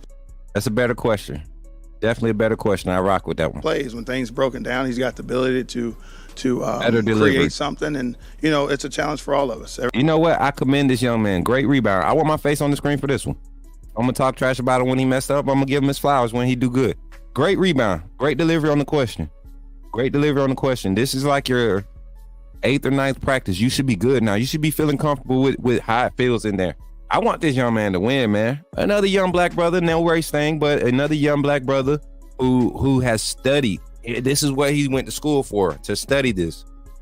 I expect a lot better. You know what I'm saying? A lot better delivery. And he's with the right personnel to learn. Shout out to Stephen M. Smith over there at TDA, man. He got a great mentor coaching him up and got him doing the right thing. So, yeah, shout out to him, man. Great comeback. Great rebound. Yeah, y'all clip what I talk bad about, folks. Clip when I talk good about it. You know what I'm saying? I wasn't talking bad about him. I just, come on. That's that I got you, and you know what it is. And I'll share my thoughts after the video. I'll share my thoughts. Everyone on defense, not just my group. So, again, we got to do our job, be where we're supposed to be, and play as 11. We can't be individual contractors, and that's part of it. When you're playing a guy like him, it takes a team to slow him down.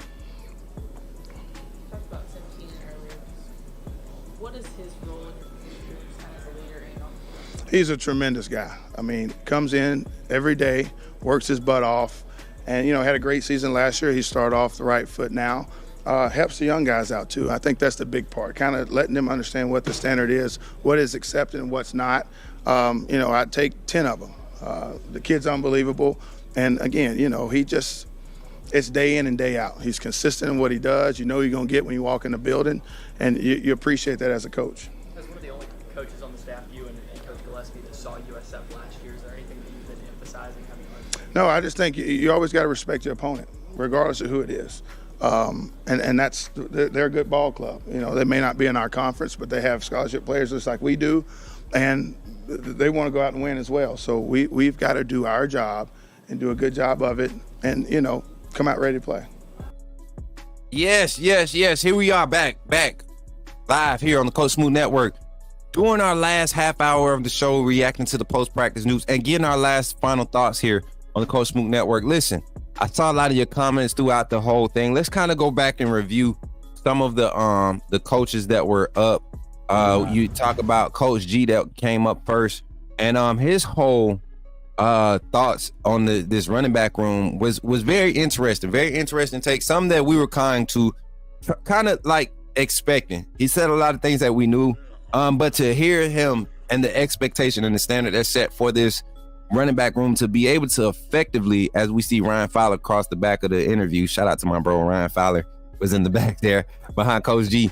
But you expect these running backs to come in and uphold the standard. One thing about Alabama, you got to be able to pass block. Coach Gillespie has done a great job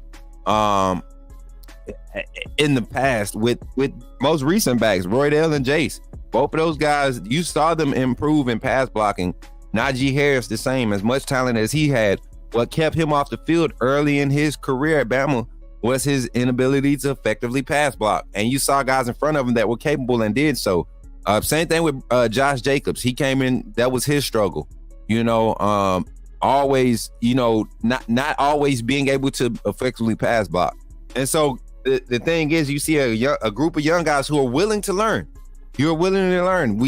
And I could go find those clips and show you where Richard Young, Daniel Hill, and Kevin Riley both gave a solid 8+ effort in pass blocking. Now, we would love to see that in a space against the likes of a Wisconsin and a Georgia. We would like to see the running back step up and block effectively in pass pro, but also be able to slip out the backfield and be dynamic in the passing game, right?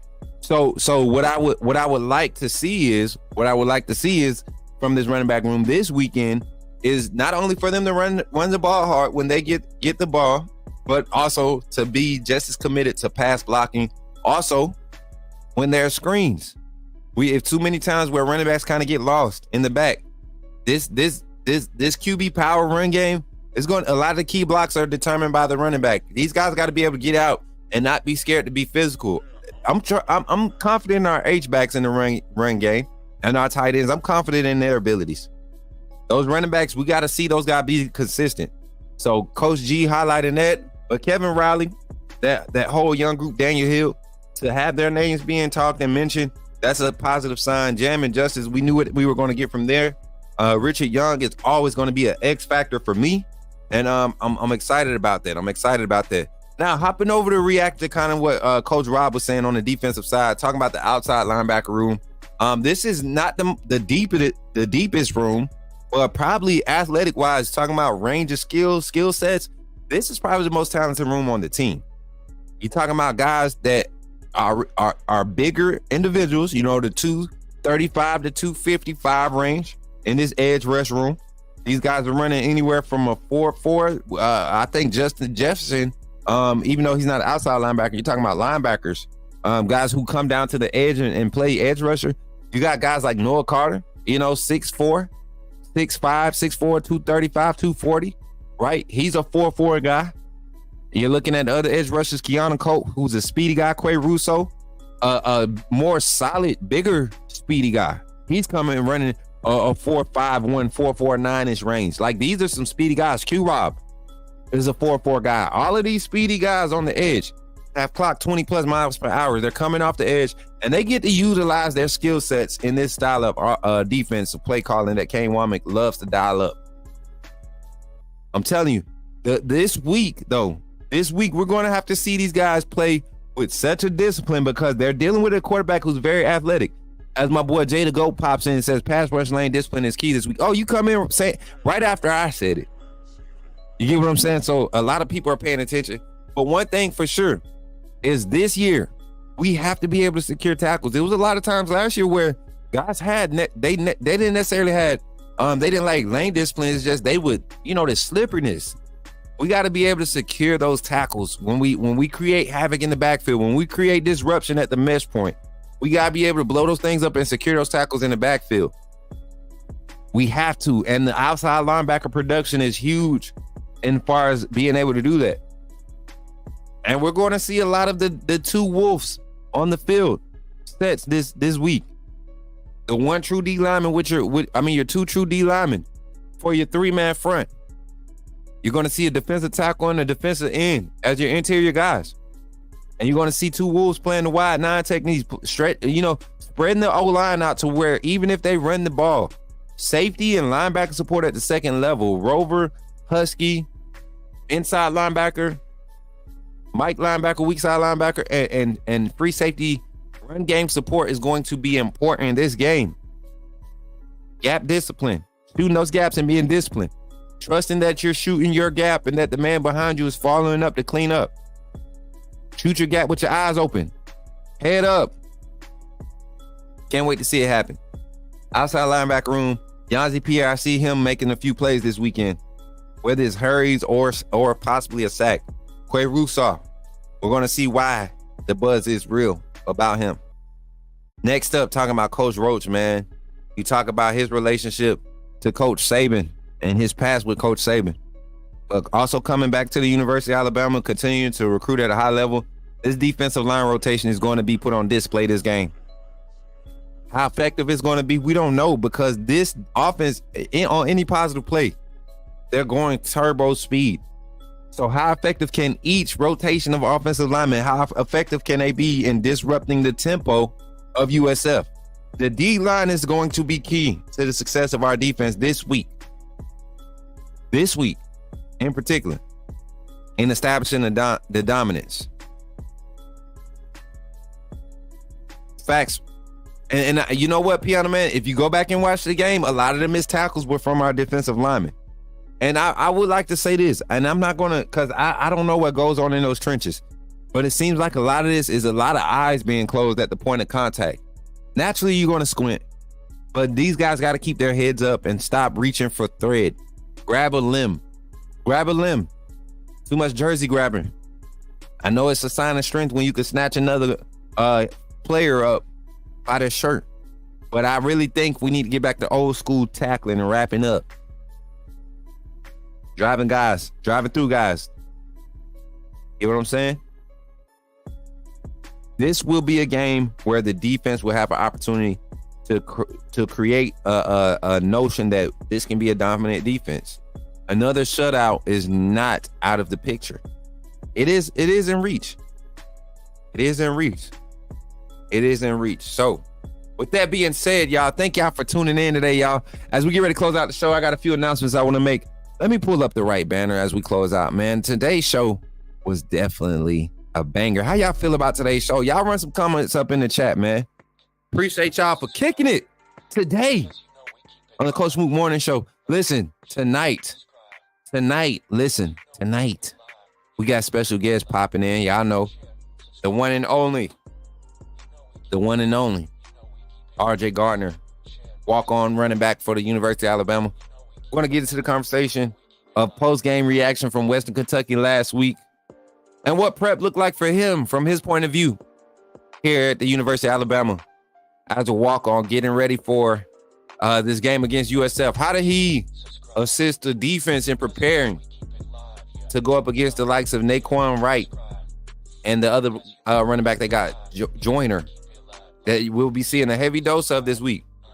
How did the scout team quarterback perform as Bynum? You know, those things. We'll get into some light conversation of that. And then we also got Rock Montgomery checking in. Don't get a update on those grades, man. Rock Montgomery trying to achieve something academically this year, trying to achieve something as we support him and the rest of our Crimson Tide. Look, we look to add more players to this lineup, y'all. Every Thursday, the little check-in with our Crimson Tide. We look to add more players. So y'all keep sharing it. Keep sharing it. People are looking for this type of content. So tonight, we'll kick off at 7:30. Kick off at 7:30. I'm telling you, man. Telling you, today is going to be a great day. But before we end the show today, man, I want to give y'all a moment here for an inspirational opportunity to inspire you. Opportunity to inspire you today. So today's morning inspirational, man. I gotta tell y'all, I gotta share something with y'all as I turn my music down. That's me. Hey, y'all. So I want to give a shout out to myself real quick. This is me playing the keys in the background. I brought some old tracks together and I made them like my talking music for the background while we doing our inspirational moments. So if y'all like it, I'm gonna make it available for free. Little meditational music. I think it's good and calming. But for our morning inspirational moment here this morning, I just want to take a moment to identify something that's been occurring amongst our nation, man, and it's confusion, man. It's a lot of confusion, and in the midst of confusion, man, sometimes you know it affects areas of your life you don't even realize it, and it causes you to make some judgment calls, some bad judgment calls, and if you're not careful, those things can affect you in the long run, whether it's directly or indirectly. It can affect something around you that you're going to need to get to your next place of success in life. So I want to encourage you, if you have an alt with somebody, if you haven't settled some differences with somebody that you know at some point in your life you cared about, or you had an important relationship with, it's best to forgive. Even if you can't have a face-to-face conversation or have a indirect conversation, it's best to truly forgive and get that off your heart, because burdens are real, man. Guilt is real. Those things can really affect what you do in your future and how you affect people, you know. And there was something said to me in the heat of an emotional moment, something that I don't feel was warranted, but it made me think. It didn't make me feel bad, like I need to go and clear some stuff up, but it made me think like people really will be in misery, waiting for you to be at your best point and try to remind you of a place that you don't care to be in. And in those moments, you have to choose to forgive. Forgive that person. Forgive those people. Forgive that statement. That forgive whatever they're saying to try to attack your character. As hard as it is, you have to forgive them. You don't have to forget it, but forgive them. Forgive them to the point where when you speak on it, it doesn't provide a block from your communication with God. Right? Communication with those who are really supporting you.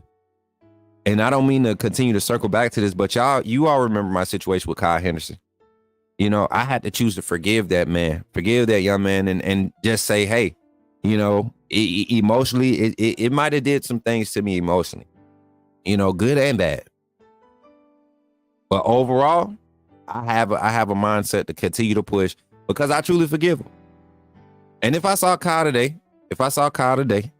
I could speak to him. I wouldn't act like we buddies or anything, but I could speak to him. I could respect him, you know, all because I forgave.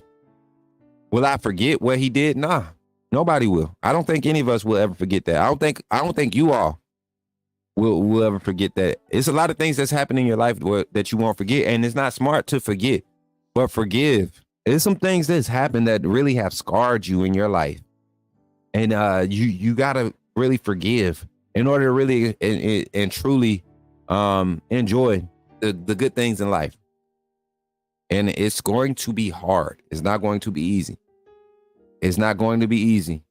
And you're going to have to choose to forgive, though, in order to grow in life. So if I can encourage you and inspire you today here at the Coach Smook Network, I would inspire you to forgive.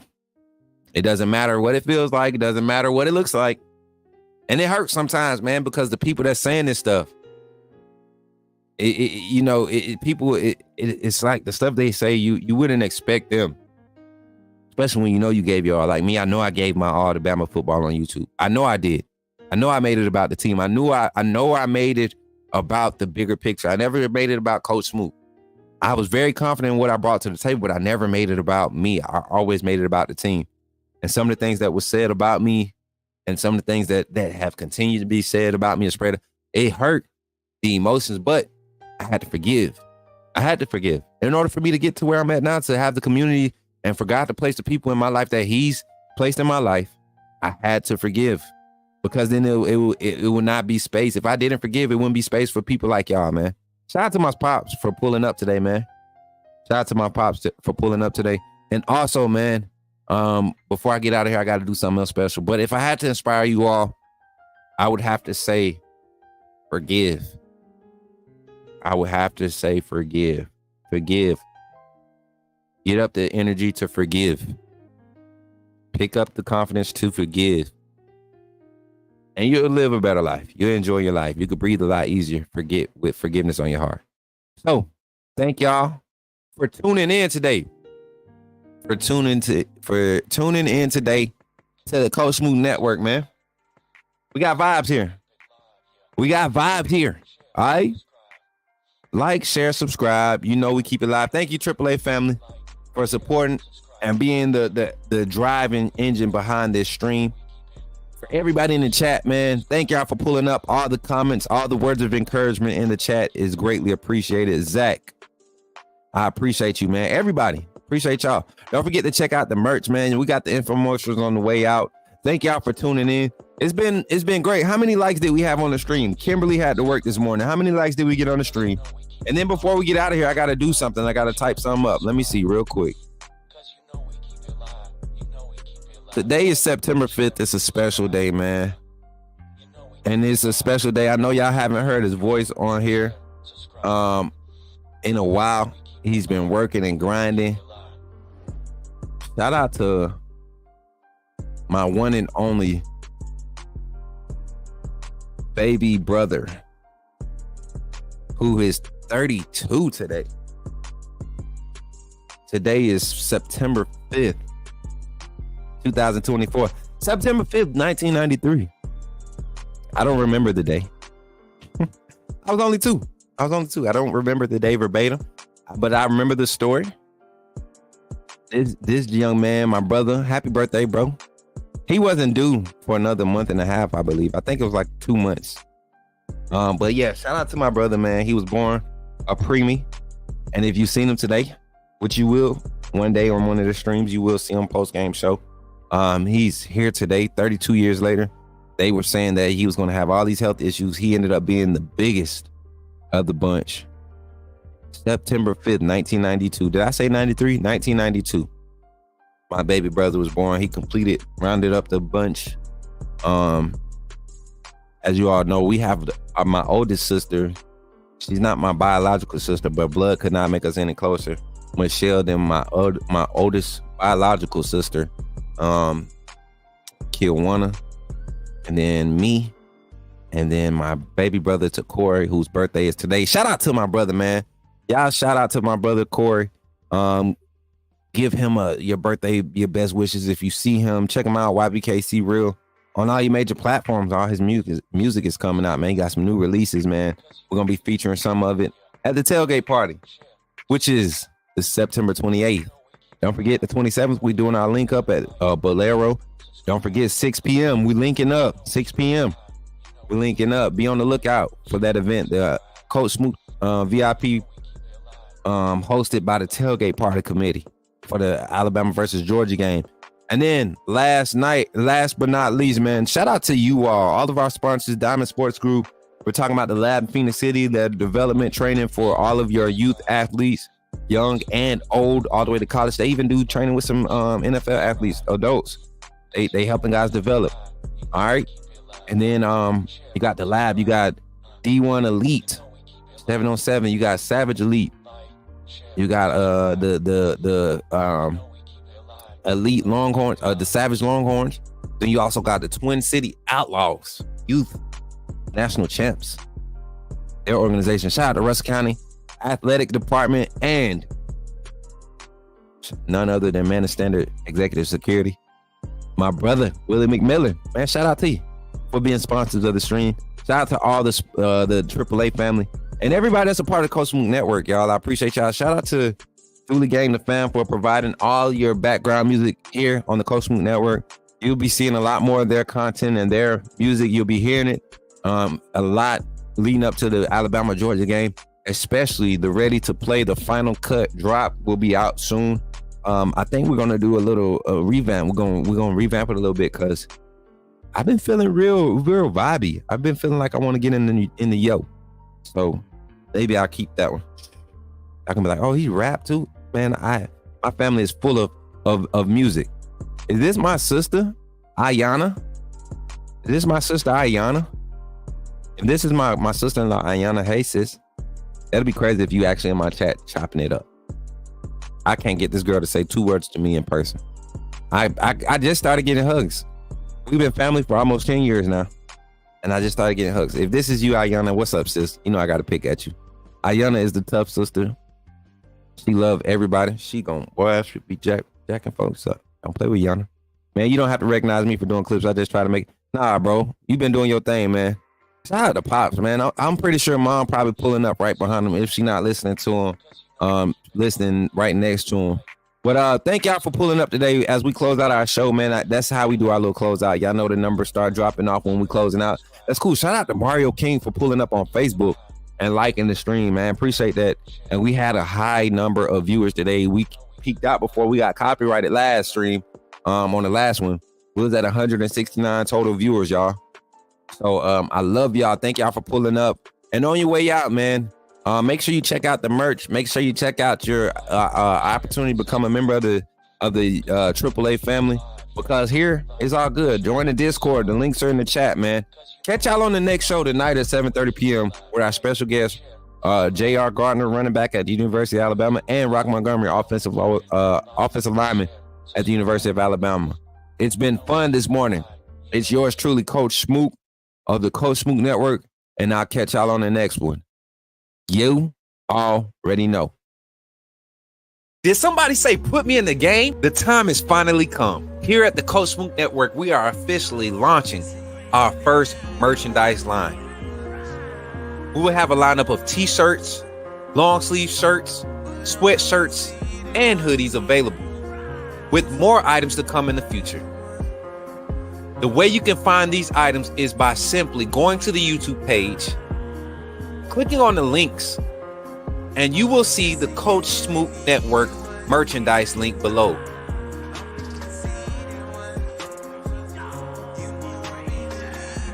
Or during our live stream, type in the chat !merch, and you will see the link come up. And from that website, you can purchase all the variety of merchandise that we have available. Don't wait too long. Don't wait until it gets close to the end. Coach Smook Network is growing fast, and I'm glad to be a part of what we're building here. Thank you for your support, and go get your merch, man.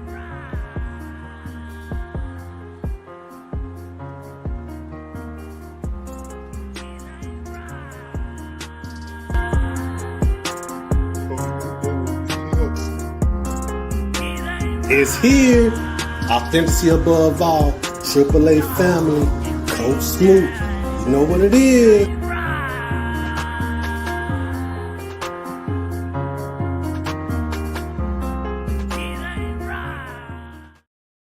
Yeah. Hey, make sure y'all get that merch. Hey, on the way out, man, y'all run the likes up. Thank y'all for tuning in. I'll catch y'all tonight, man. Y'all are the best, man. Best freaking community in the world. Thank y'all, AAA family, and I'll catch y'all on the next one.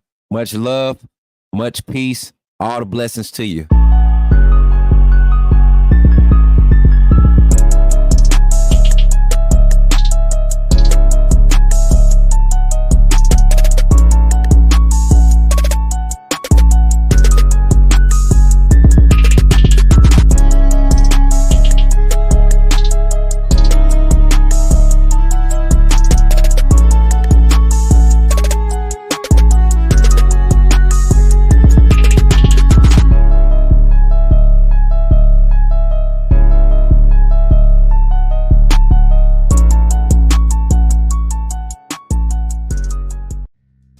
Welcome. First of all, I just want to say thank you for joining the AAA family.